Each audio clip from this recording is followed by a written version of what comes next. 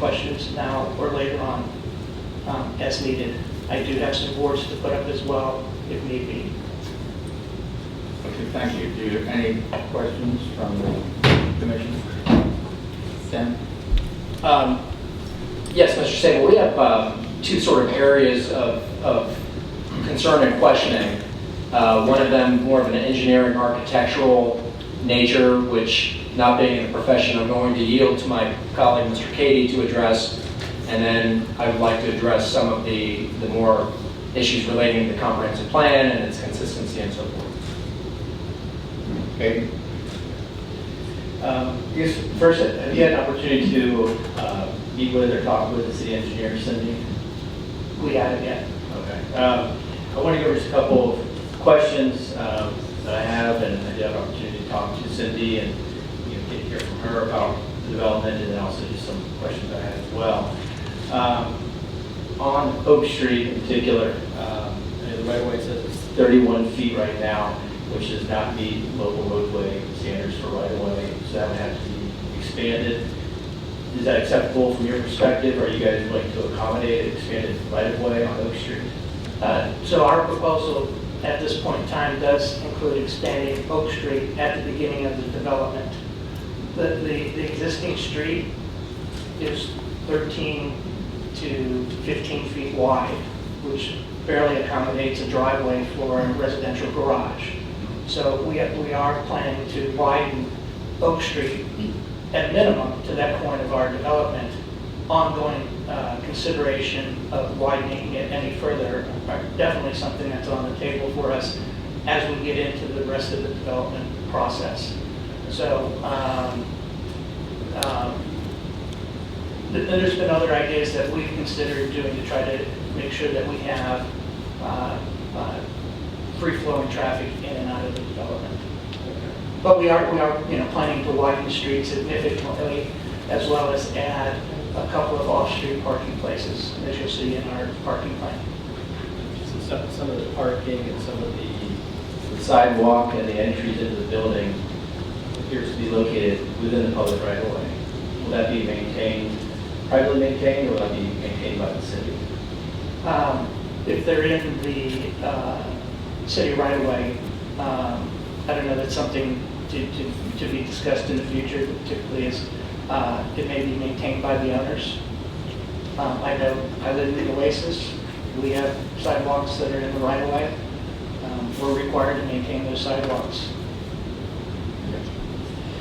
As far as the building height and the elevations go, the side of the building that faces eaves, faces the bike trail, it looks like from the elevations that you have here and the contour elevations that the building is roughly 40 feet tall for each of the 4 stories, and there's parking below that, and then it slopes down the hill towards eaves. And is it correct that that side of the building will be, from these existing contours, probably about 50 feet or more from the ground elevation up to the first level of apartments? And then from there, another 40 feet, so roughly 90 to maybe 100 feet from the existing grade to the top of the building. Correct. I think in the worst case, the parking garages would sit 30 to 40 feet above the existing grade at the most extreme part. And along that, it gradually, the grade goes up, but still would sit maybe 20 feet below the garage of building 3. The design would be to pier those, and then, as I mentioned about the system that we're going to use to construct the building, that would be supported by those piers along that edge. But the buildings do slightly step downhill as well. Okay, so building 3 and 4 would be on piers below the parking levels. Majority of building 4, probably half of building 3. And building 3 would actually have 2 levels of parking below it. Building 4 would have 1 parking level. And I might add, you know, there will be geotechnical engineers involved every step of this. Yeah, Hillside design. I think the concern there, the question is, what does that look like from the bike trail? What does that look like from downtown Loveland? It will be up on the hill, and it will not just be up on the hill, but elevated pretty substantially from those existing grades down at Eads and at the bike trail. So I think just trying to get some perspective as to what that looks like. I certainly understand that it will be the responsibility of the geotechnical engineer to make sure you guys have a system that works. Right. I think about how that fits in That the would be- context yeah. of the hillside there and the neighboring buildings. So the pairing is pretty common, used, on hillside buildings like this. I can bring several examples of buildings in Mount Adams and other surrounding hillside properties. I do a lot of hillside design in city Cincinnati for residences, and so I know the process, we know the process of doing that. I mentioned that, the fact that they are up on piers as they are leaves the area underneath parking garages open. And we plan on putting vegetation or something in that underneath the buildings as well. I think that's most of the engineering questions that I have. And again, I'm assuming that there's a lot of concern been expressed in social media and otherwise in terms of the stability of that hillside. I mean, this would require substantial investment in terms of reinforcement and so forth to support that type of structure. Absolutely. Hence, the density that we're asking for, because of the extraordinary development cost that we anticipate that we'll have. And as I mentioned, it'd be a $10 to $12 million project. So a good portion of that will be in this stabilizing these buildings on the hillside. So as Mike had asked, and I think you confirmed, if this project moves forward, ultimately you have about 100-foot top over the top of the city, looking over the top of the city, looking over the city basically. At the most extreme corner of it, Right. yes. I mean, that would So, essentially tower, that's a 10-story building or so, I mean, over the top of the downtown. you may equate it that way, we don't. At the buildings 1 and 2 are approximately 45 feet above the grade. Right. And everything kind of maintains that grade level as we go along the street.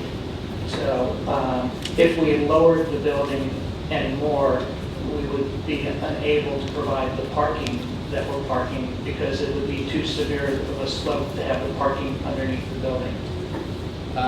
You had mentioned in your presentation, Mr. Sabo, that you would not anticipate traffic going through downtown.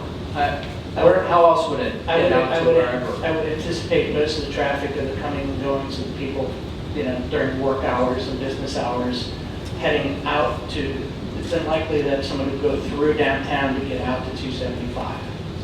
So you would go through Broadway to West Loveland to Riverside or Loveland Madeira. Or Oakland to Ward's Corner and out that way, or back through Hannah and down along the river that way. Yeah. Now, I can't say that everybody lives there is, going to 275, and I Right. can't say that everybody that lives there is necessarily commuting.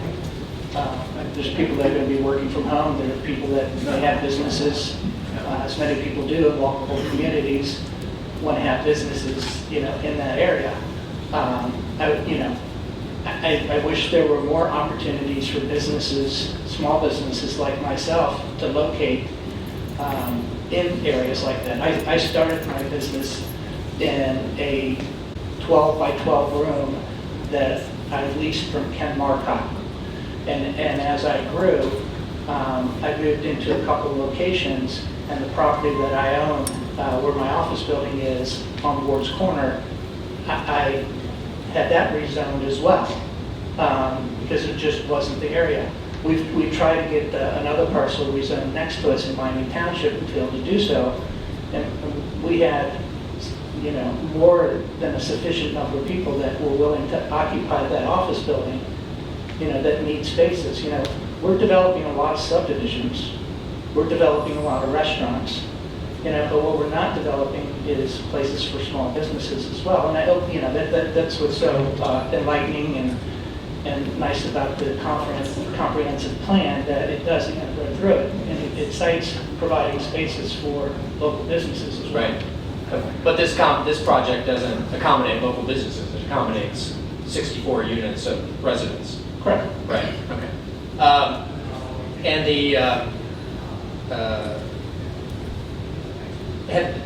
And I'm sure we'll hear from some of those people today, but have you had the opportunity to talk to any of the adjoining landowners about the property and about the project and gauge their interests or support or not lack of support in the project? I have not. Do you know whether any of the investors have? I know the investors have spoken to some. I can't tell you exactly who. I know who they have spoken to, Eaton's Fence being one of them, and the building owner of the apartment complex across the street. But And you indicated that Eaton's Fence indicated their support for the project. yes, to one of the developers, yes. Okay. There's been a lot of discussion over the last few years about Loveland Station and its impact on downtown Loveland, positive or negative. And part of that commentary and discussion has been to the effect that given the size of Loveland Station, it essentially dwarfs some of the surrounding properties and becomes essentially the only thing that you see in that area. Would your project be any different in that regard? But I didn't design that project. I understand. I might be critical of it in other aspects, more architecturally than the development that's there. Let me ask you this thing. How would your project be different than Loveland Station? I think primarily is we wouldn't have the parking and the traffic that is right at the epicenter of downtown Loveland. We are in walkable distance to that. Other than that, I can't really gauge any other aspect of that. Again, I come from a design background, and I will tell you, like I said, I've been in business here 31 years. I've built homes as well. I would frequent Nisbet Lumber when they were there. I would visit Roki Feed Shop when it was there. I think the property might not have been developed as over the time as it could have for the length of the time that it took for downtown to develop. But certainly, I don't think any of the business owners downtown would say that they don't appreciate having people down there to support their businesses, because otherwise, it would be a ghost town in the evenings. If you think about the downtown plan, which was just completed, there was an emphasis placed in that downtown plan on essentially an ownership quality coming to downtown Loveland in terms of empty nesters or young families or whatever, in terms of ownership rather than rental. I believe that that's a fair statement. This project does not convey an ownership interest, it conveys a rental interest. That's accurate, correct? Yes, but I think it also conveys that it attracts the type of people that would support the type of businesses that the city is, and not only businesses, the type of projects, the public works type projects, that the city's proposing. You need that support as well. I support that ownership is great, and I have no doubt that will develop hopefully as planned. But I think this also complements that entire development plan. And, I don't think I can't say anybody was short-sighted, but, it's a piece of property that might have been, studied within that. And I think there's going to be peripheral properties and developments in regards to that development plan that will morph as well. And I'm going to add, should feel part of that entire development.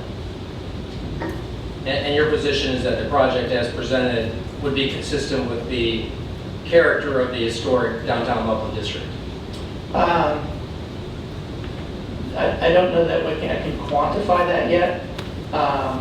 Like I said, I don't believe history is over yet, but I certainly think that there should be some complement and connection with that. And, you know, there's few properties that actually, you know, do contribute to that. So, you know, we don't want faux architecture. We don't want faux historic architecture. That's what it is. It's fake architecture. So, but some sort of blend and consideration, certainly. I've been employed and contracted to write architectural guidelines for communities, Riversbend being one of them. And architectural style was a major consideration. Four-sided design, architectural design. Did you say Riversbend? Riversbend Oh, community. up by South Yeah. Lebanon? And also Oasis Shores, Oasis Point. Of course, those are completely different developments than what we're talking about in terms of the downtown. They are, but it points out that you need to be engaged in that there should be some architectural control. Right. And that architectural control should have a purpose. Right. You know, buildings don't always have to start with a design, but they should end with a design. Yeah. So I am fully supportive to making this somehow have some connectivity to the rest of downtown Loveland. And I should note that another committee chartered by City Council is exploring right now and developing historic design guidelines for Yeah, downtown. and you know, like I mentioned and has been written about, I've designed projects in other like-type communities in Greater Cincinnati, in Angel Fire, New Mexico, and other places. And certainly a vibe, a feel for local architecture is one of the first exercises that you go through.